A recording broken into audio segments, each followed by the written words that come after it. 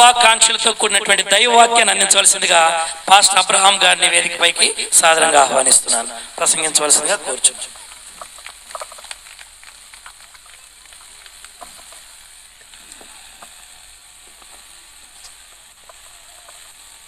మంచిది ప్రియులారా, మీ అందరికీ నా శుభాలు, ప్రత్యేకమైనటువంటి వందనాలు. స్థానిక సంఘ కాపరి అహరోన్ గారికి, వారి కుటుంబానికి, వచ్చిన సేవకులకు, సౌండ్ సిస్టమ్ వారికి, వాయిద్యాల వారికి, సంఘస్థులకి, గ్రామస్తులకి నా ప్రత్యేకమైనటువంటి వందనాలు. మరి ఇప్పటి వరకు ప్రారంభంలో ఏర్పరచబడినటువంటి ఒక వాక్యాన్ని తీసుకొని ప్రతిసాట కూడా ఒక ఏర్పాటు చొప్పున మరి స్టేజి మీద పైన మీ దుఃఖ దినములు ఇక ఉండవని చెప్పి అయ్యగారు చాలా బాగా వివరించారు. మంచిది. మరి పండగ ఏ పండగ? గుడారాల పండగ. ఏంటి మరి నిదానంగా చెబుతున్నారు? సంక్రాంతి పండగ, దసరా పండగ అనే ముసల పండగలే వాళ్ళు అంత ఇదిగా చెబుతుంటే గుడారాల పండగ అని చిన్నగా చెబుతారు. దేశన్న గారికి నా ఉన్నప్పుడు అట్టగిన గుడారాలు అంటే ఏంటమ్మా అని అనేవాడేమో. ఏ పండగ? గుడారాల పండగ. మరి ఇక్కడికి వచ్చినటువంటి వారి గుడారము అనగా ఇల్లు, మందిరానికి కూడా సాదృశ్యం. ఎంతమంది గుడారాలలో సంతోషంగా ఉన్నారు? నిజంగా సంతోషంగా ఉంటేనే చేతులు ఎత్తండి. సంతోషంగా లేని వారు ఎందుకు సంతోషంగా లేదో తెలుసుకుందాం అంతే. నిజంగా సంతోషంగా ఉంటే చేతులు ఎత్తండి. సంతోషంగా లేని వారు తర్వాత మళ్ళీ చెబుతాను, వాళ్ళు చేతులు ఎత్తండి. ఓకే, సంతోషంగా ఉన్న వాళ్ళ చేతులు దించండి. ఇప్పుడు సంతోషంగా లేని వారు కూడా చేతులు ఎత్తండి. తప్పేం లేదు. దేవుని సన్నిధిలో నిజాన్ని ఒప్పుకోవటంలో మౌనమే అంగీకారమా? ఓకే, మంచిది. గుడారాల పండగలో మన గుడారాలలో కూడా సంతోషము నింపునుగాక. కాబట్టి ప్రియులారా, నాకు ఇచ్చినటువంటి సమయాన్ని నేను పాటిస్తాను. కంపల్సరిగా 10 నిమిషాల్లో నేను వాక్యాన్ని ముగిస్తాను. చూద్దాం.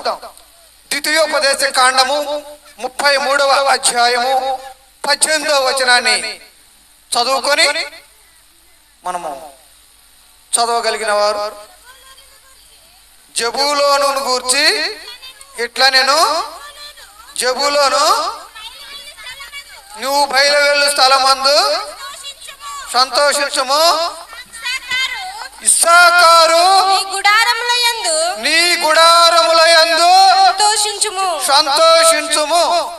ఎందుకని ఈ ఇస్సాకారు గుడారములోనే సంతోషం ఉండడానికి గల కారణం ఏంటి? ఇస్సాకారు నీ గుడారములయందు సంతోషించుము. ఇస్సాకారు అనగా మరి వారి గుడారాల్లో సంతోషం ఉండటానికి కారణం ఏంటి అనేది మనము తెలుసుకోవాలి. అంటే న్యాయాధిపతుల గ్రంథము 5వ అధ్యాయము 17వ వచనాన్ని కూడా ఇస్సాకారీయులైన అధిపతులు దెబోరాతో కలిసి వచ్చిరి. ఇస్సాకారీయులను చాలా దెబోరా అనగా ప్రవక్త. ఎవరు? ప్రవక్త.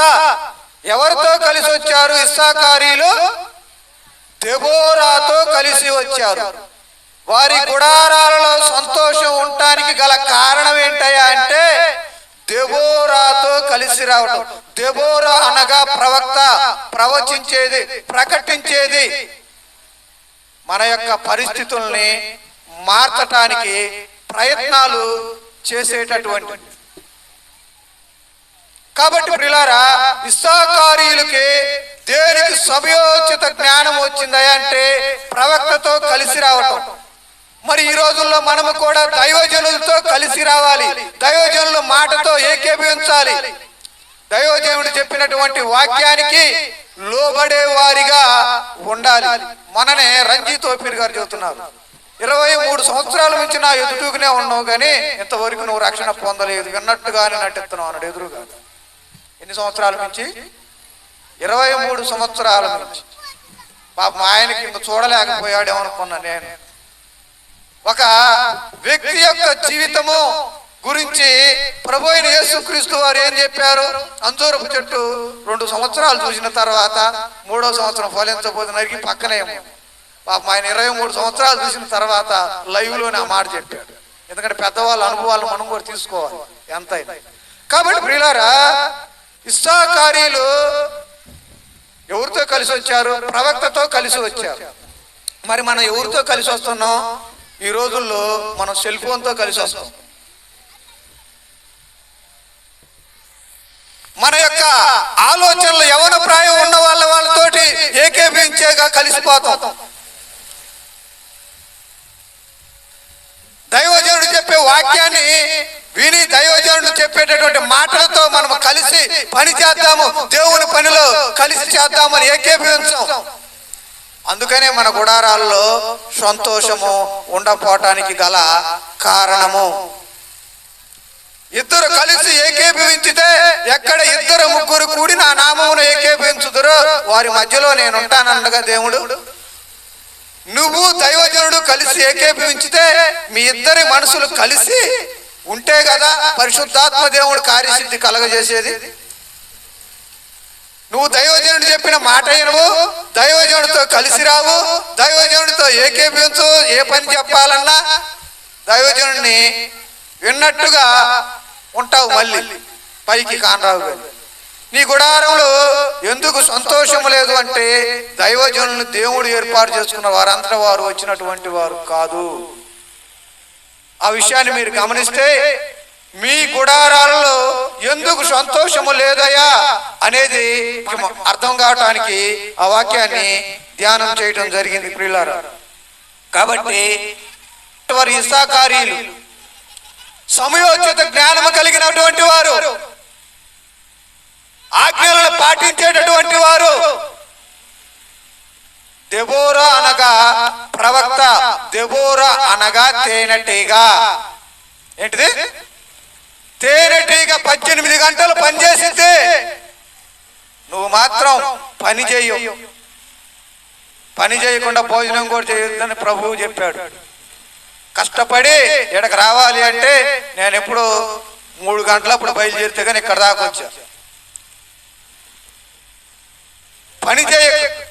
తేనెటీగ 18 గంటలు పనిచేసింది. తేనెటీగను చూసి ఏరోప్లేన్ తయారు చేశాడు. అది ఎలాగా ఎగురుతుంది, దీన్ని ఎలాగా తయారు చేయాలని చెప్పి ఒక సైంటిస్టు ఒక ఎయిర్పోర్ట్ లో దీన్ని చూసి నేను ఇలాగ తయారు చేయటం జరిగిందని చెప్పి ఒక ఎయిర్పోర్ట్ లో తయారు చేసి పెట్టినప్పుడు చదువుకున్నప్పుడు, ఓహో దీని వలన ఇలాగా హెలికాప్టర్ విమానాలు తయారు చేయటం తేనెటీగను చూసా అని చెప్పి కనుగొనటం జరిగింది. ప్రైవేట్లాగా 18 గంటలు పని చేస్తే నీ కష్టార్జితములో నుంచి దేవుడు ఆశీర్వదించకుండా వదిలిపెడతాడా? కష్టపడకుండా ఊరకనే ఏది రాదు. కష్టపడకుండా ఏది కూడా దేవుడు ఆశీర్వదించాలి అని మనం కోరుకుంటున్నప్పుడు మనము కూడా తేనెటీగలాగా కష్టపడేలాగా ఉండాలి. తేనెటీగ ఎక్కడ పడితే అక్కడ వాలదు. మకరందము ఉన్న కాడనే వాలిద్దే, సువాసన కలిగిన కాడ ఫలమిచ్చే కాడనే వాలిద్దే. లోకములో ఉన్న ఈగలైతే పెంటల మీద వాడతాడు. మరి మనం ఎక్కడ వాళ్తున్నాం? బ్రాందీ షాపుల కాడ. దయచేసి ఏమనుకోవద్దు, మీ మంచి కోసమే. మీరెవరో, మీ పేరేదో నాకు తెలియదు. కాబట్టి ప్రియబిడ్డలారా, మనం ఎక్కడ వాళ్తున్నాం? లోకము పెంటగా ఎంచుకున్నాడు పౌలు గారు చెప్పారు. లోకములో ఈగలు అక్కడ వాళ్తాయి. తేనెటీగలు మకరందం ఉన్న కాడ వాళ్తాయి, పుష్పించే కాడ వాళ్తాయి, అందమైన కాడ వాళ్తాయి, ఆశీర్వాదం ఉండే కాడ వాళ్తాయి.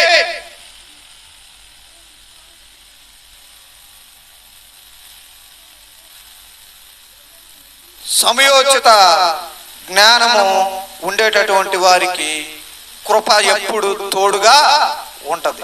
ఇస్సాకారీలు సమయోచిత జ్ఞానం కలిగిన వారు. వారికి ఎప్పుడు ఏం తోడుంటది? దేవుని యొక్క కృప తోడుగా ఉంటది. నీ కృప నిత్యముండును, నీ కృప నిత్య జీవము, నీ కృప నివసించు పాడదు నా యేసయ్యా.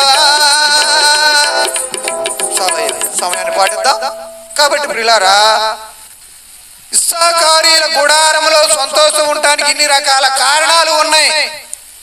మన గుడారంలో సంతోషం లేకపోవటానికి ఈ కారణంలో ఏ కారణం అనేది మనం గ్రహిస్తే, ఈ రాత్రికాల సమయంలో ఈ 10వ సంవత్సరం గుడారాల పండగలో 10 అనగా ఇప్పటి వరకు 9 ఒకటే, ఇప్పుడు 1కి 0 తోడైంది. స్థాన బలం పెరిగింది. మన బలం పెరగాలి, మన ఆత్మీయత పెరగాలి, మన కుటుంబం జీవితంలో ఎదగాలి, ఆశీర్వాదకరంగా ఉండాలి.